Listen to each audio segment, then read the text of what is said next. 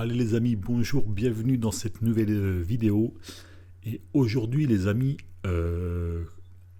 vidéo extraordinaire. Pour la simple et bonne raison qu'on va s'arrêter sur un personnage,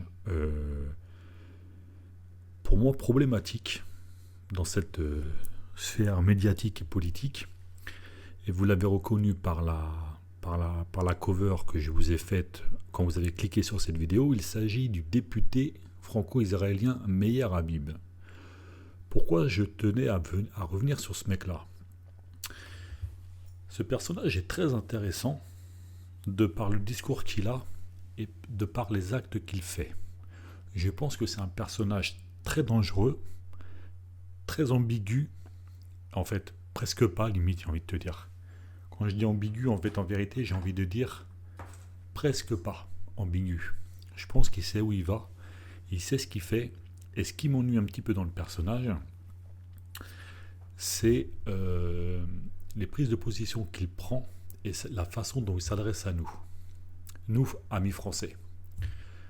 Ce qu'on va faire, c'est que je vais vous passer plusieurs vidéos, 2 pour être exact, et on va écouter les discours du monsieur quand il est très énervé et quand il n'est pas très énervé, d'accord? Et ensuite, on ira se pencher un petit peu sur qui est le personnage et on finira cette vidéo par une petite réflexion, c'est-à-dire que je vais vous poser une question de finale et j'attends vos réponses dans les commentaires. Donc vous n'hésitez pas en fin de vidéo à donner vos impressions sur cette vidéo et également sur la petite réflexion que je vais faire en fin de vidéo. Ok? Premier passage de ce personnage, Meir Habib, à Radio J. J'ai pas la date précise, c'est une vidéo qui m'a été envoyée. Observez et écoutez attentivement. Ça dure 1 minute, je parle pas, je l'ai jusqu'à la fin. Ce sera un bras de fer entre l'Égypte et Israël. Il n'y a pas de bras de fer, Israël fera ce qu'elle a à faire. Il n'y a pas de bras de fer avec personne. Israël sait ce qu'elle a à faire, Israël est uni. Israël est uni aujourd'hui, il n'y a pas de bras de fer. Elle sait ce qu'il a à faire. Parce que l'Égypte refuse pour l'instant d'accueillir ces Palestiniens. Ah oui, mais la grande solidarité arabe. Il y a aujourd'hui, et après on va accuser Israël de... Parce qu'ils savent aujourd'hui le cancer qu'est cette population qui est aujourd'hui... à qui on a tout donné. Israël est sorti de la bande de Gaza. Israël pensait même ces dernières semaines, après avoir éliminé quelques têtes du serpent il y a quelques mois, qu'ils étaient, on appelle ça en hébreu, murta'im, c'est-à-dire que la dissuasion avait fonctionné. Non. Ils l'ont joué parce que, en fait, la réalité, c'est qu'ils veulent tout. Free Gaza quoi? Pourquoi? Il y a quoi Free Gaza? Il y a quoi à Gaza? Il y a quoi à Gaza? Il y a 1 cm² qui n'a pas été rendu par Sharon à l'époque. ils ont tout donné. Et ils veulent faire là, ils veulent pas un État, je l'ai dit 100 fois sur vos plateaux. Et sur tous les plateaux, je me rends 3-4 fois par jour pour essayer d'expliquer. Alors j'espère que les Français sont en train de comprendre. Alors oui, effectivement, monsieur Meir Habib, nous les Français, on est en train de comprendre. On est surtout en train de comprendre qu'il y a un problème avec vous. Vous, Meir Habib, député franco-israélien.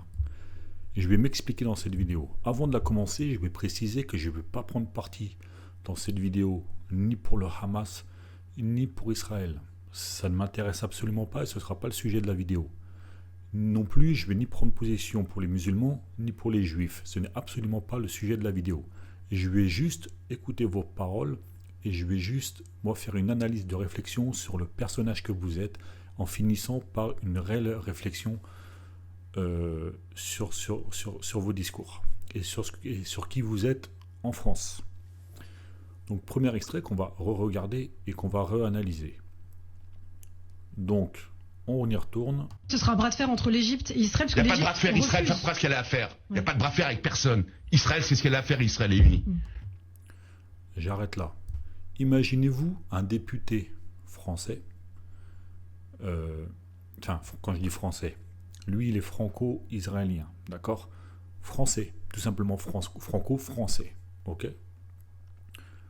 Ne serait-ce que sur n'importe quel média, s'énerver comme il le fait là, c'est-à-dire prendre position pour un parti, là on a bien compris que c'était le parti d'Israël, s'énerver comme ça en face d'une journaliste française. Que pensez-vous qui se passe dans les 24 heures sur Twitter? Un déferlement. On va même aller très loin. Prenons un mec de chez LFI qui fait ça, ok? Ou du RN.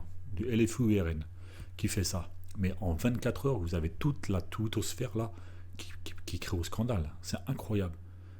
Donc lui, ce mec-là, il se permet de crier sur une journaliste, la journaliste de Radio J, filmée et tout ça, en prenant position directement. Moi, il me semblait qu'en tant que ministre et député de la France, tu représentais tous les Français, ok ? Tous, ok ? Même ceux avec qui tu n'es pas d'accord idéologiquement. Là, ça n'a pas l'air d'être le cas. On poursuit.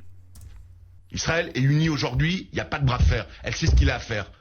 Parce que l'Égypte refuse, pour l'instant, d'accueillir ces Palestiniens. Ah oui, mais la grande solidarité arabe. Il y a aujourd'hui, et après on va accuser Israël parce qu'ils savent aujourd'hui le cancer qu'est cette population qui est aujourd'hui, à qui on a tout donné. Le cancer qu'est cette population, il parle de qui exactement ? Il parle des Palestiniens ? Le cancer, cette population est un cancer. Vous imaginez les mots qu'il est en train de dire ? S'il parle réellement des Palestiniens en les traitant de cancer qu'est cette population, c'est ultra dangereux pour un député franco quelque chose. Il n'est pas censé prendre autant position. Vous voyez le problème ? On va aller voir qui est ce personnage, parce que, bien entendu, vous êtes à bonne école, et moi, je suis con, je vais m'intéresser aux gens. Quand j'entends un discours, on va aller voir qui c'est, et vous allez comprendre qui est ce personnage. Israël est sorti de la bande de Gaza. Israël est sorti de la bande de Gaza. Il ne me semble pas qu'Israël soit sorti de la bande de Gaza. Il me semble qu'en ce moment, ils sont vraiment en train de faire du sale. Donc quand il dit Israël sait ce qu'elle a à faire, il faudrait qu'il nous explique quel projet il parle. Je pensais même ces dernières semaines, après avoir éliminé quelques têtes du serpent il y a quelques mois, qu'ils étaient, on appelle ça en hébreu, murtaïm, c'est-à-dire que la dissuasion avait fonctionné. Non, ils l'ont joué parce qu'en fait, la réalité, c'est qu'ils veulent tout. Free Gaza quoi ? Pourquoi il y a quoi Free Gaza, il y a quoi ? Alors, ils veulent tout. Non, ils veulent pas tout, en fait. Ils veulent juste qu'on leur redonne leur terre, tout simplement. Hein ? Je précise que Israël a été condamné par l'ONU, d'accord, dans sa prise de territoire et dans ce qu'il est en train de faire en Palestine depuis plus de 50 ans. Ok ? Donc, petite précision, monsieur Meir Habib. C'est qu'ils veulent tout. Free Gaza quoi ? Pourquoi il y a quoi Free Gaza, il y a quoi à Gaza ? Eh bien, il y a des civils, mon ami. Déjà, pour commencer, il y a des humains à Gaza. Ok ? Que tu sois pour, que tu sois contre, il y a des civils. Il y a des gens. Tu ne peux pas arriver et faire n'importe quoi sous prétexte que la terre t'appartient. Ok ? Déjà, pour commencer. Il y a des civils à Gaza. Il y a quoi à Gaza ? Il y a 1 cm² qui n'a pas été rendu par Sharon à l'époque. Ils ont tout donné. Et ils veulent faire ils veulent pas un État, je l'ai dit 100 fois sur vos plateaux. Et sur tous les plateaux, je me rends 3-4 fois par jour pour essayer d'expliquer. Ça, c'est problématique. Sur tous les plateaux, tu te rends 3-4 fois par jour sur tous les plateaux pour expliquer. Mais vu comment tu te comportes, j'appelle pas ça une explication, j'appelle ça de la propagande, moi. Tu vois, si tu fais 3-4 plateaux, tu fais tous les jours des plateaux 3-4 fois par jour, mais t'es pas censé être député, t'es pas censé avoir du boulot, toi. T'es pas censé t'occuper des choses réelles du territoire. Non. Ah, tu vas sur les plateaux. Donc soit tu mens et tu vas pas sur les plateaux tous les jours 3-4 fois, et là tu es en train de faire une fake news en direct sur cette radio J, parce que du coup tu es très occupé à faire ton boulot de député, de député, pardon. Soit tu mens pas, tu es réellement sur les plateaux 3-4 fois par jour à faire ta propagande, et en plus de ça, on t'est trop payé là à faire ce que tu fais là. Si tu vas sur les plateaux et que tu fais pas ton boulot de député, il va y avoir un petit problème. Il va falloir que tu rendes l'argent. Ok ? Donc problématique ça. Alors j'espère que les Français sont en train de comprendre. Donc oui, on est bien en train de comprendre. On est surtout bien en train de comprendre ce que toi tu fais et les dingueries qui sont les tiennes. Deuxième petit extrait, les amis. On va se rendre sur YouTube et on va écouter maintenant ce même Meir Habib sur un discours qui m'a moi interpellé. Ça dure 1 minute 59. Je laisse toute la séquence et on réanalyse après. C'est parti. Jusqu'à quand on va fermer les yeux pour faire attention, il y a des élections, il y a 8-10 millions de Moi je rêve, je vais vous dire, Michael Darmon et Nathalie Nagar, j'aurais aimé voir dans la rue des millions de musulmans protester contre cette barbarie. C'est moi ce que j'aurais fait si 5 gosses palestiniens avaient été massacrés volontairement, ce qui n'est jamais arrivé par des juifs, pas 1500, 5 pour un enfant, Al-Doura, le petit Mohamed, des images qui ont ému le monde entier, et il s'avère, il a sans doute été tué, mais que c'est sans doute des bagues palestiniennes qui l'ont tué. Le monde s'est arrêté. Un enfant, il y a eu une seconde intifada, on a décapité Daniel Perle avec la photo du petit Mohamed Al-Doura. Le monde entier s'est arrêté de respirer. Et là, on a 1400 juifs qui ont été massacrés. On a ouvert le ventre des femmes enceintes, on a tiré, on les a brûlés, on a violé des femmes, on a empalé des femmes, on a sodomisé des femmes, on les a tuées et on a uriné sur leur corps. Moi j'ai vu ces images, j'ai vu ces photos, je suis désolé. Parce qu'à l'Assemblée j'avais des larmes, mais aujourd'hui j'ai de la colère. Parce que je vous dis en France, réveillez-vous avant qu'il soit trop tard. C'est ça qui est en train de se passer. Je suis bouleversé. On ne peut pas rester les croisés. L'islamisme est chez nous, les musulmans. On n'a rien contre les musulmans.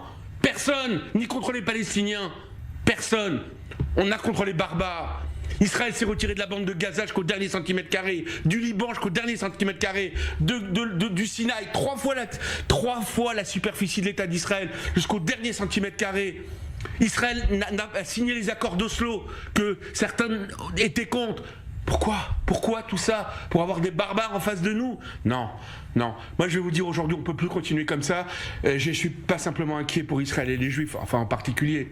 Je suis inquiet pour la France. Ok. Alors, ce qu'on va faire, on va être très intelligent chez React One. On va, avant de réanalyser cette vidéo, parce que là, on a eu 2 minutes de condensé d'émotions, et de condensés de fake news et de condensés d'affirmations qui ne sont pas vraies. Donc, je ne dis pas que tout n'est pas vrai. Effectivement, il a le droit d'être en colère, il a le droit de faire tout ça. Mais on va quand même analyser les choses tranquillement. On va revenir sur cette séquence en fin de vidéo, mais avant, on va aller faire un petit travail intellectuel. On va aller, par curiosité, voir qui est Meir Habib. Donc, je vais au plus simple, Wikipédia, et je vous lis les premières petites en tête. Je ne vais pas tout vous lire, mais on va simplement lire les grosses lignes. Meir Habib, également prononcé Meir Habib, né le 28 avril 1961 à Paris, est un homme politique et homme d'affaires franco-israélien. Jusque-là, pas de problème. Il est élu député de la 8e circonscription des Français établis hors de France. On voit que la 8e circonscription des Français établis hors de France est l'une des 11 circonscriptions législatives des Français établis hors de France, créée en 2010 à la faveur d'un redécoupage. Elle comprend 8 pays du pourtour méditerranéen pour une population de 135 Français. Jusque-là, toujours pas de problème. Donc, il est député de la 8e circonscription depuis 2013.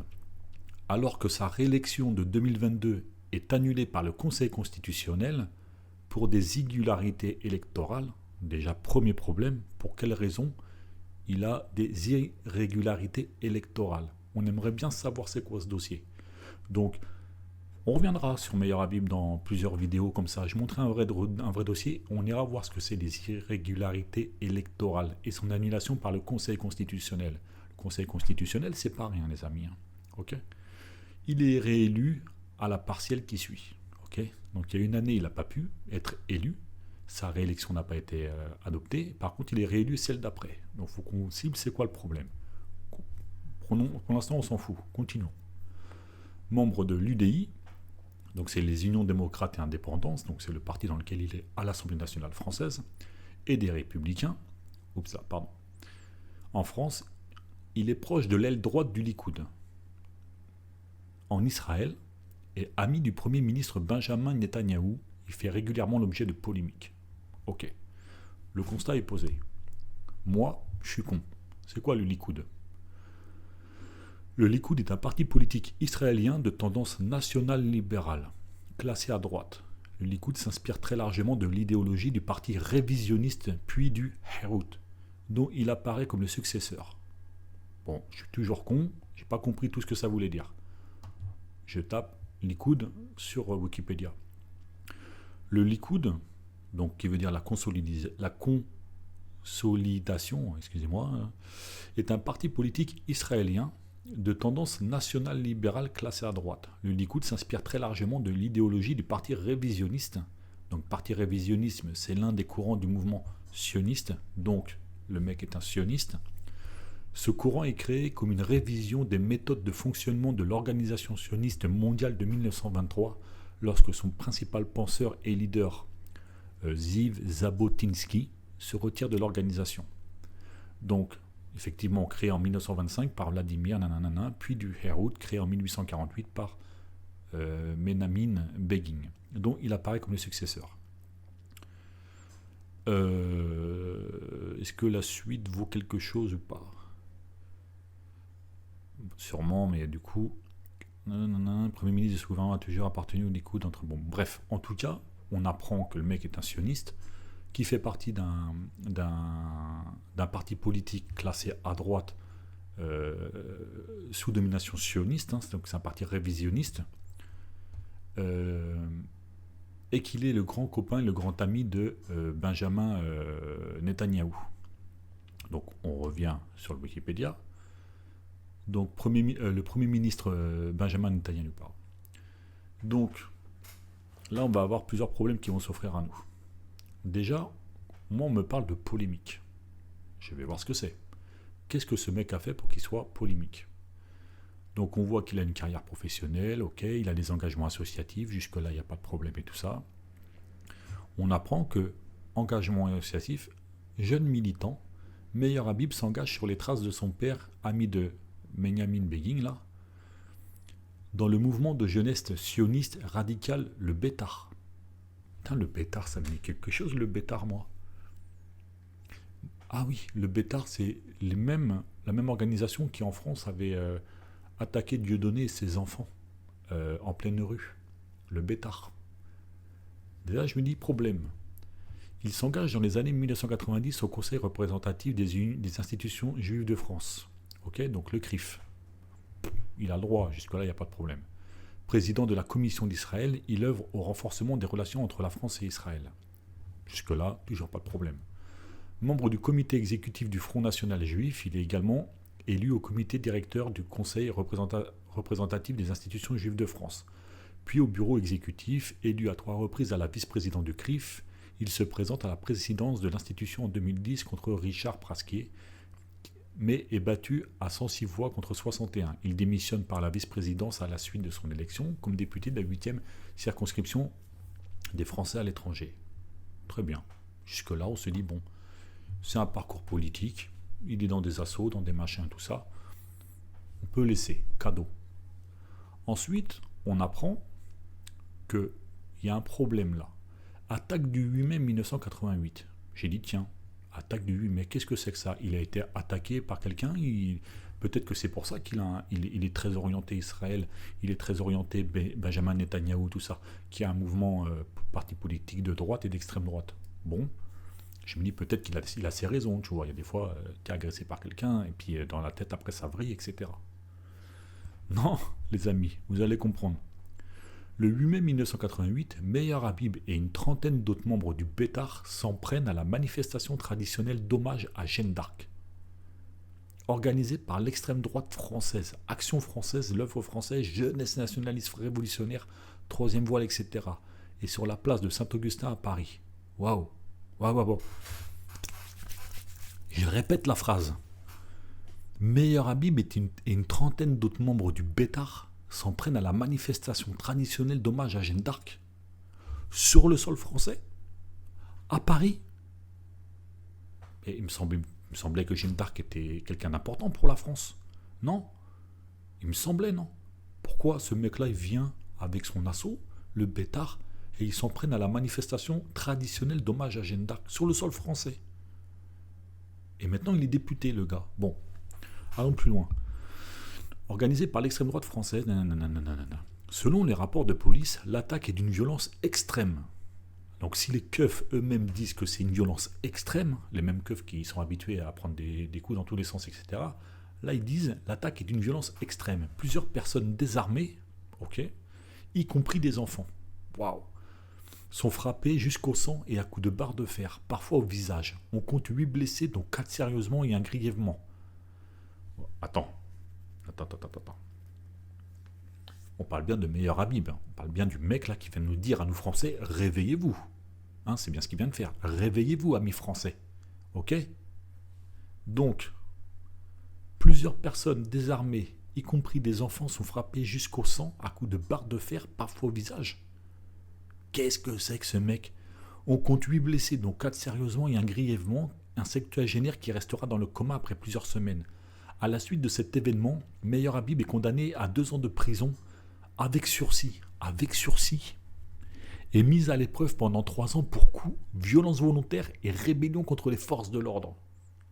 Une peine ramenée à 1 an avec sursis par la Cour d'appel de Paris est confirmée en cassation en 92. Les 8 victimes seront indemnisées par les fonds de garantie contre les actes de terrorisme. Oh là là là là. Bon, là, il y a plusieurs problèmes là. On a des victimes dans une affaire d'une extrême violence comme les Condés sont en train de dire. On a un député qui à l'époque ne l'était pas, et maintenant il l'est. Donc on va prendre le personnage de maintenant, on va considérer que en tant que député, il nous dit à nous les Français, réveillez-vous. Donc effectivement c'est ce qu'on est en train de faire, on fait un travail et on se réveille, et on va surtout voir qui tu es. Et t'es un putain d'enfoiré mec. T'es un putain d'enfoiré quoi. Donc ça veut dire qu'à l'heure d'aujourd'hui, t'es payé par nos impôts, t'es payé par l'argent public, toi, en étant député, quand on sait que t'as fait des actes terroristes en France, parce que semer la terreur auprès de 4 enfants qui ont été frappés jusqu'au sang et à coups de barre de fer, parfois au visage, mais t'es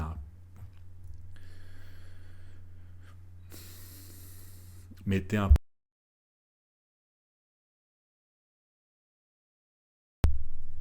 ok? Clairement. Donc, maintenant, on va re-regarder cette fameuse séquence qui nous parle. On va re-analyser en connaissant le personnage. D'accord? Et ensuite, je finis cette vidéo et je vous amène sur ma réflexion à moi. On reprend. Jusqu'à quand on va fermer les yeux pour faire attention, il y a des élections, il y a 8-10 millions de... Moi, je rêve, je vais vous dire, Michael Darmon et Nathalie Nagar, j'aurais aimé voir dans la rue des millions de musulmans protester contre cette barbarie. C'est moi ce que j'aurais fait si 5 gosses palestiniens avaient été massacrés volontairement, ce qui n'est jamais arrivé, par des juifs. Là, on a 2 fake news dans une. Il est en train de parler d'enfants dont lui-même a fait partie d'un acte de terrorisme en France, à Paris, pour la manifestation hommage à Jeanne d'Arc. Il a lui-même un coup de barre de fer et avec ses amis tapé des enfants. Et là, il nous parle avec les larmes, avec les sentiments, de nous dire oui, les enfants, machin, nanana. Donc, aucun juif n'a tiré, n'a tué tout ça. Et il se moque de qui, lui? L'armée israélienne, à l'heure d'aujourd'hui, combien d'enfants sont morts là depuis le début du conflit là? Enfin, depuis le début du nouveau conflit. Combien? Ok? On peut revenir sur cette phrase de dingue là. Quand je vous dis que c'est cette chaîne, abonnez-vous les amis. Abonnez-vous parce que des dingueries comme ça, il suffit de les laisser parler ces gens-là. Je peux faire des vidéos tous les jours. Ok? On va réécouter cette phrase de dingue. De dingue. Les Palestiniens avaient été massacrés volontairement, ce qui n'est jamais arrivé. Volontairement, mais ça n'est jamais arrivé. Si, c'est arrivé. Espèce de menteur. Tiens, fake news. Des juifs, pas 1500. Que ce soit par les juifs, peu importe. On n'est pas dans un truc pro-juif, pro-musulman. Par les Israéliens, les enfants sont morts. Ok? Ils reviendront pas. C'est des faits, ça, mec. Ok? C'est l'ONU qui le condamne. C'est pas nous, c'est pas moi qui le dit. C'est pas tout le monde. C'est l'ONU qui le condamne, mec. Ok? Donc, t'es une fake news. Arrête avec tes trucs là. Ça, surtout que j'ai lu ton dossier, j'ai été voir qui tu étais. Arrête de mentir. 5 pour un enfant, Al-Doura, le petit Mohamed, des images qui ont ému le monde entier, et il s'avère, il a sans doute été tué, mais que c'est sans doute des bagues palestiniennes qui l'ont tué. Le monde s'est arrêté. Un enfant, il y a eu une... Le petit enfant qui a été tué, mais c'est sans doute des balles palestiniennes. Comment tu peux affirmer un truc comme ça dont tu ne sais pas? Toi, tu es sur un plateau TV avec tes antécédents de violence extrême que tu as fait, et tu nous dis à nous, cet enfant a été tué, et c'est sans doute avec des balles palestiniennes. Oh, on est dans de la propagande pure et dure, les amis, ou c'est moi là? C'est quoi le délire là? Et il n'y a pas un journaliste sur le plateau qui va lui remettre son CV à lui de l'époque là? Qui est ce mec? Qui est ce mec? Quel pouvoir il a en France, ce mec là? C'est qui ce gars? On continue. Une seconde intifada. On a décapité Daniel Perle avec la photo du petit Mohamed Al-Doura. Le monde entier s'est arrêté de respirer. Et là, on a 1400 juifs qui ont été massacrés. On a ouvert le ventre des femmes enceintes, on a tiré, on les a brûlés, on a violé des femmes, on a empalé des femmes, on a sodomisé des femmes, on les a tuées et on a uriné sur leur corps. Alors là, par contre, je te rejoins, meilleur Habib. Ça, nous, oui, on condamne. Et tous les musulmans condamnent. Tous. En tout cas, tous ceux que je connais, moi, ils condamnent. Au même titre que tous les Français condamnent. Au même titre que tous les Juifs condamnent. Au même titre que tous les humains sur Terre condamnent. Là, on est d'accord avec toi. Mais est-ce que les 1700 morts dont tu parles, la riposte, c'est le nombre... J'ai pas les chiffres. On va aller les voir les chiffres après. On va aller les voir les chiffres. Est-ce que ça vaut tous les massacres que l'armée israélienne a fait juste derrière après? Hein? Est-ce que c'est normal ça? Je pose la question. Donc oui, on condamne. Oui, on condamne. Oui, on a de la compassion pour ce que tu es en train de dire. Jamais ça aurait dû arriver. Le 7 octobre, jamais ça aurait dû arriver. Mais n'oublie pas après le reste. Et n'oublie pas les 50 ans avant de ce qu'a fait l'armée israélienne avec les Palestiniens. Ok? Le Hamas, il ne s'est pas fait comme ça. Il ne s'est pas fait tout seul. Ok? Moi j'ai vu ces images, j'ai vu ces photos, je suis désolé. Parce qu'à l'Assemblée j'avais des larmes, mais aujourd'hui j'ai de la colère. Parce que je vous dis en France, réveillez-vous avant qu'il soit trop tard. C'est ça qui est en train de se passer. Je vous dis la même chose, amis français. Réveillez-vous avant qu'il soit trop tard. Ok? Ce genre de personnage, réveillez-vous avant qu'il soit trop tard. Usurpateur, menteur. Lui-même est dans des affaires de terrorisme, comme je vous ai vu tout à l'heure sur Wikipédia. C'est pas moi qui l'ai dit, il y a marqué en gros terrorisme. D'accord? Acte de terreur. Ok? Je vous rappelle les faits. Il arrive avec des barres de fer jusqu'au sang, il a tapé des gosses dans une manifestation en hommage à Jeanne d'Arc. Et là, il est sur un plateau TV avec sa cravate de député, avec ses 2 pins franco-israéliens. Pour qui il bosse ce mec-là? Il bosse pour la France ou il bosse pour Israël? Il bosse pour la France de nous Français ou il bosse pour Netanyahou? Là, moi, ça me pose un problème.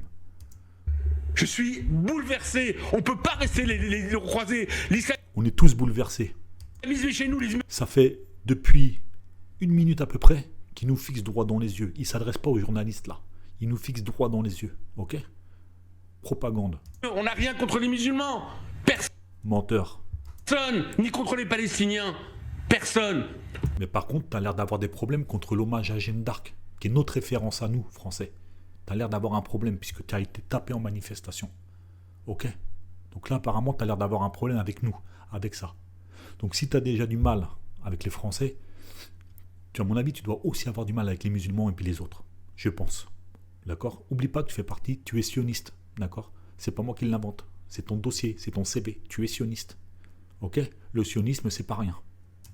On a contre les barbares. Israël s'est retiré de la bande de... Nous aussi, on a des problèmes contre les barbares. Nous aussi, on n'en veut pas.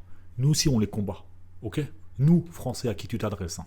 Tu me regardes dans les yeux, je te regarde dans les yeux. Ok? Et je te réponds. Gaza jusqu'au dernier centimètre carré, du Liban jusqu'au dernier centimètre carré, du Sinaï, 3 fois la superficie de l'État d'Israël, jusqu'au dernier centimètre carré. Israël a signé les accords d'Oslo que certains étaient contre. Pourquoi tout ça? Pour avoir des barbares en face de nous? Non. Moi, je vais vous dire aujourd'hui, on ne peut plus continuer comme ça. Je ne suis pas simplement inquiet pour Israël et les Juifs, enfin en particulier. Je suis inquiet pour la France. Toi, tu es inquiet pour la France. Moi, je suis inquiet pour les Israéliens qui n'ont pas demandé à avoir un gouvernement comme celui de Benjamin Netanyahou, qui n'ont pas demandé à être représentés par un gars comme toi, avec le CV que tu as. Ok?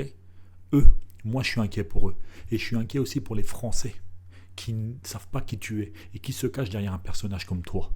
D'accord? Donc là, maintenant, on va s'arrêter là-dessus. Et je vais vous donner ma réflexion à moi. Ok? Il m'a fallu écrire un petit texte avant, les amis. Donc, je vais arrêter cette vidéo, mais avant, je vais vous poser la question. Je m'adresse aux Français, d'accord? Peu importe les origines, peu importe les ethnies, peu importe d'où ils viennent, aux Français. Ok? De nationalité française. Ce mec-là s'appelle Meir Habib. Ça fait 11 ans qu'il est député, cet homme. Ok? Je pose la question, je vous droit dans les yeux, je vous pose la question.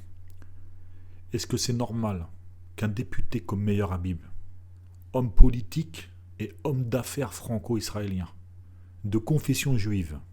Jusque-là, il n'y a pas de problème. Mais il faut quand même le dire, il est sioniste, qui prône constamment pour Israël, sur tous les plateaux, comme il le dit. Apparemment, il fait tous les plateaux, tous les jours, 3 à 4 fois. Hein, il faudra qu'on pense à lui rappeler qu'il redonne l'argent du salaire, parce qu'il n'est pas censé faire que ça. Donc je continue, qui prône constamment pour Israël, et son grand ami Benjamin Netanyahou. Est-ce que c'est normal que cette personne soit élue et assise sur les bancs de la République française? Je pose réellement la question. Maintenant, on va essayer d'être intelligent et de se poser une réelle réflexion. Imaginez-vous si on changeait son nom à ce meilleur Habib et qu'on l'appelait Mohamed Erfouli. Homme politique et homme d'affaires franco-marocain de confession musulmane, qui prône constamment pour le Maroc et pour Mohamed VI. Que lui-même soit élu à son tour sur les bancs de cette même République française. Comment réagiraient les médias et comment réagiraient tous les politiques? Tout le monde crierait au scandale, et à commencer par nos imbéciles de médias, sachez-le. Mais là, au calme, il n'y a pas de souci. Donc, je vais finir sur cette phrase que je trouve hyper importante. J'aime la France, j'aime ce qu'elle est, je suis français, je suis franco-français, je n'ai pas d'origine, d'accord? Je suis juste humaniste en fait. Et je ne suis pas un gogol, d'accord? Quand je dis gogol, c'est quelqu'un qui ne pense pas et qui a brevet d'informations sans réfléchir. Je réfléchis, je fais des recherches, et cette émission et cette chaîne, elle est là pour ça. Ok? Donc j'aime la France, mais je trouve que c'est un pays raciste et hypocrite jusqu'au bout des ongles. Et je trouve qu'il ne changera jamais si nous-mêmes on ne fait pas ce travail de changer ça. D'accord? Donc les amis, vraiment, il fallait qu'on en parle de ce meilleur Habib. Et je pense réellement je vais faire un vrai dossier sur cet homme-là. Je vais aller chercher toutes les petites phrases, toutes les petites choses. On va aller faire un vrai travail. Pas en live comme ça, comme je vous le fais, mais avec une vraie vidéo explicative. Ok? Sans dénigrer le personnage. Juste, là je ne l'ai pas fait. Hein. J'ai juste fait mon travail à moi d'informateur. Je vous informe sur qui est ce personnage. Donc maintenant, quand vous allez le voir sur tous les plateaux, comme il le dit, 3 à 4 fois par jour apparemment, vous savez qui est ce personnage-là maintenant. Éveillez les autres. D'accord? Si vous éveillez quelqu'un autour de vous, lui-même une fois éveillé, en éveillera un autre. C'est tout le travail qu'on doit faire en tant que citoyen engagé. Ok? On n'a plus le temps, les amis. Là, c'est l'heure maintenant. On a subi. Ok? On a subi depuis des années avec tous les gouvernements successifs qui se sont accumulés. On a subi, et là, aujourd'hui, on subit. Stop. Maintenant, on fait un travail de conscientisation. Ok? On fait nos recherches. On travaille. Ok? On lève un petit peu le niveau d'intelligence de cette population française. Ok? Je rappelle, la population française, c'est 1789. Ok? C'est la révolution de 1789. Ok? C'est le grand pays des Lumières. D'accord? Alors d'aujourd'hui, il tourne à la bougie, ce pays. C'est les Gilets jaunes. C'est mai 68. Ok? On est fort dans plein de domaines. Mais on est en train de se faire bouffer par tous ces mecs-là. Parce qu'on ne réagit pas. Parce qu'ils sont en train de nous individualiser. Ils sont en train de nous abrutir. Au niveau intelligence et dans tout le reste. Dans toutes les activités. Donc stop. Ok? Pense à t'abonner. Et je vous dis à bientôt pour une nouvelle vidéo. C'était React One.